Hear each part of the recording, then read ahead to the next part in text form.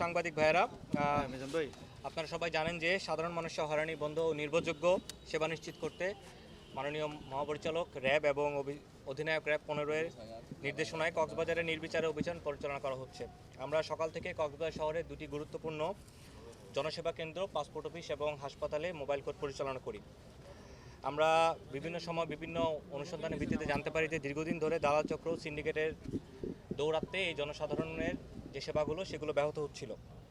Cox's Bazar passport office এলাকায় বেশ কিছু দালাল চক্র দীর্ঘদিন ধরে সাধারণ মানুষকে প্রতারিত করে আসছিল। অনেক আবেদনকারী যারা নিজেরা আবেদন করতে পারে না, তারা এই দালালদের মাধ্যমে সেই আবেদনগুলো করে থাকতো এবং পাসপোর্ট অফিসের ভিতরে বাধার সম্মুখীন হতো। দালালরা অফিসের গেট এবং আশেপাশে এলাকা দখল করে আবেদনকারীদের বিভ্রান্ত করে যে তারা নিজেরা করতে পারবে না, দালালদের মাধ্যমে করলে সেই পাসপোর্টটা খুব তাড়াতাড়ি হবে বলে তাদেরকে বিভ্রান্ত সৃষ্টি করত। তারা অতিরিক্ত টাকা দাবি করে ভুল তথ্য দিয়ে আবেদন জমা নেওয়া, যার ফলে আবেদন বাতিল হতো এবং লম্বা সময় সাধারণ মানুষদের অপেক্ষা করতে হতো।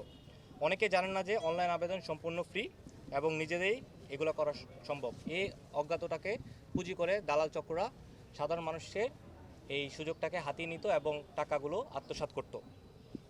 এবং এর ভিত্তিতে আমরা আজকে সকালে মোবাইল কোর্ট পরিচালনা করি বিজ্ঞ ম্যাজিস্ট্রেটের উপস্থিতিতে এবং জেলা পুলিশের সহায়তায়। এবং আমরা মোবাইল কোর্ট পরিচালনা করে আমরা এখানে কোনো দালাল চক্রকে আমরা পাইনি তাৎক্ষণিকভাবে, কিন্তু আমরা পাসপোর্ট অফিসের এডি মহোদয়ের সাথে আমরা কথা বলেছি এবং তাদেরকে এই চক্রের ব্যাপারে আমরা যেই ধারণাটা দেওয়া সেটা দিয়ে এসেছি এবং উনি আশ্বস্ত করেছেন যে এই ব্যাপারে উনি আরও কঠোর হবে এবং ওনার যতটুকু করা সম্ভব সেই ব্যাপারে উনি সিদ্ধান্ত গ্রহণ করবেন। এবং আপনাদের মাধ্যমে সবাইকে সকল স্তরে জনগণের উদ্দেশ্যে আমরা বলতে চাই যে র্যাব সবসময় জনগণের পাশে থাকবে এবং জনগণের রাষ্ট্র প্রদত্ত যে সেবা সেটা নিশ্চিত করবে। হ্যাঁ, যে কোনো ধরনের এই যে আমরা যে অসংগতাপূর্ণ কোনো জায়গায় যদি দেখতে পাই সরকারি স্থাপনাগুলো আমরা অবশ্যই মোবাইল কোর্ট পরিচালনা করব। একটা বিষয় এখানে লক্ষ্য করা যায় যে এখন অফিশিয়াল কিছু যে সিগনেচারের ব্যাপারে, তাই না, আপনারা একটা গোপন কোড নাম্বার, হ্যাঁ আপনারা জানেন যে মোবাইল কোড একটা আকস্মিকভাবে করা হয়, তাই না, সাডেন একটি সার্জিক্যাল স্ট্রাইকের মাধ্যমে করা হয়। আপনারা আমাদের সাথে ছিলেন এবং দেখেছেন যে কোনো দালালকে আমরা ধরতে পারিনি। যদি আমরা তথ্য প্রমাণ আমরা পাই অবশ্যই কী করবো। এবং আপনার সিগনেচারের ব্যাপারে এডি মহোদয়ের সাথে বিজ্ঞ ম্যাজিস্ট্রেট এবং আমাদের যে সিনিয়র এসপি আছেন উনি আমরা সহ কথা বলেছি। উনি বলেছেন যে এরকম সাইন এখান থেকে প্রদান করা হয় না। যদি ওনার কাছে কোনো তথ্য প্রমাণ আমরা দিতে পারি উনি অবশ্যই এই বিষয়ে আইনানুগ ব্যবস্থা গ্রহণ করবেন। কারণ আপনার যে প্রশ্নটা ছিল দোকানের ব্যাপারে, আপনারা সবাই জানেন এই এলাকায় অনেকদিন ধরে আছেন, আমরাও জানি যে দোকানগুলো ছিল 2023 সালে মোবাইল কোর্টের মাধ্যমে সেই দোকানগুলোকে সিলগালা করে দেওয়া হয়। পরবর্তীতে সেই দোকানগুলো আবার তাদের ব্যবসা বাণিজ্য শুরু করে এবং আজকে সকাল থেকে সেই দোকান হয়তোবা আমাদের ইনফরমেশনের কারণে তারা জানতে পারে যে আমরা মোবাইল কোর্ট পরিচালনা করব। সেই তথ্যের ভিত্তিতে তারা সকাল থেকে এই দোকানগুলো বন্ধ রেখেছিল। আমরা যদি পরবর্তীতে আবার এরকম এই ধরনের অভিযান পরিচালনা করি এবং মোবাইল এই দোকানগুলো আমরা খোলা পাই এবং আপনি যে কথাটা বলেছেন সেই যদি তথ্য প্রমাণ আমরা পাই অবশ্যই আমরা তাদের বিরুদ্ধে আইনানুগ ব্যবস্থা নিব। আমি গতকালকে আসছিলাম, আসার পরে 9টার সময় এসে বলতেছে যে আমাদের লোক জমা দেওয়া শেষ, আমরা আজকে আর জমা নেব না। আমি যতটুকু জানি 9টার থেকে 5টা পর্যন্ত সরকারি অফিস রানিং থাকে। হ্যাঁ, তাহলে আগেও আমরা অনেক আত্মীয়স্বজন নিজেদের জন্য আমরা পাসপোর্ট করতে আসছিলাম, এই ধরনের 9টা বাজে বন্ধ হয়ে যায়, এটা আমি কখনো দেখি নাই। গতকালকে এসে দেখতে হয়তো 9টার সময় আমাদের জমা নেওয়া শেষ, আর হবে না। আমরা অনেক লোক চলে গেছি, জমা দিতে পারি নাই। আজকে সকালে আজামের আগের থেকে এসে বসে দিচ্ছি, বসে থাকার পরে তখন 8টার সময় আনসার আসছে জমা নেওয়ার জন্য। উনি বলছে এখন আজকে আমরা যারা পাসপোর্ট নেবেন তারা জমা দেন, আর যারা নতুন কাগজপত্র জমা দিবেন আমাদের সার্ভার নষ্ট, আজকে হবে না বলছে যে লাইন দুইটা মহিলারা অনেকক্ষণ দাঁড়াইছিল ফজর আজানের আগের থেকে যারা আসছে, বুড়া বুড়ি অসুখ অনেক মানুষ আছে, তারপরে এরা দাঁড়ায় আছে। আমি তারপর অনেকক্ষণ বললাম যে আপনি এই লোকগুলি দাঁড়ায় আছে, সার্ভার নষ্ট, নাহলে চলে যেতে বলেন, নাহলে তাদের কাগজপত্রগুলি জমা নেন, নাহলে তাদের একটা টোকন দেয়। তারা এভাবে স্ট্যান্ড বাই দাঁড়ায় রাখতে পারে না। তো এইভাবে বলার পর তারা কাগজপত্রগুলি জমা নিচ্ছে।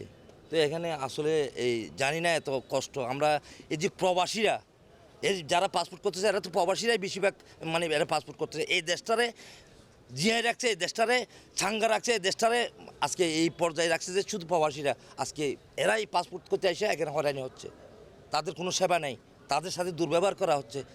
হ্যাঁ, এটা হইল বড় অভিযোগ। হ্যাঁ, প্রবাসীরা আজকে এখান দিয়ে এই যে জাঙ্গা জমিন বেশি তারা বিদেশে যে টাকা পয়সা কামাই না, এই দেশটারে অর্থনৈতিকভাবে সাঙ্গা করতেছে কারা? প্রবাসীরা। তারাই আজকে এয়ারপোর্টে বলেন, পাসপোর্ট করতে আসলো এখানে বলেন, যেখানে যায় তারা কোথাও শান্তি নেই। আমার নাম আব্দুর রহিম। জি, আমি যে পাসপোর্ট জমা দেওয়ার জন্য আসছি। এখানে হচ্ছে আমরা পাসপোর্ট করতে এসে একটা হচ্ছে আমি ফার্স্টে হচ্ছে আমি আবেদন করে আসছি, আসার পরে এখানে কাগজপত্র সব কিছু যেগুলো লিগ্যাল কাগজপত্র প্রয়োজন এগুলো নিয়ে আসছি। আসার পরে প্রথমে আমার মা বাবার আইডি কার্ড অরিজিনাল আনতে হবে। ওরা বলতেছে আমার হারিয়ে গেছে অথবা পইরা গেছে বাড়িতে, ওটা আমি আবার ওই অনলাইন যেটা সেটা এনে দিছি। আনার পরে হয়তো এটা হবে না, কোনো একটা লিগ্যাল হইতে হবে। তো আমি বলছি সরকারই দিচ্ছে না, ওটা আমি কিভাবে আনবো, কোথায় থেকে আনবো? আমার প্রশ্ন হচ্ছে এটা কোথায় থেকে আনবো। সেকেন্ড, দলিল আনছি আমার ফটোকপি।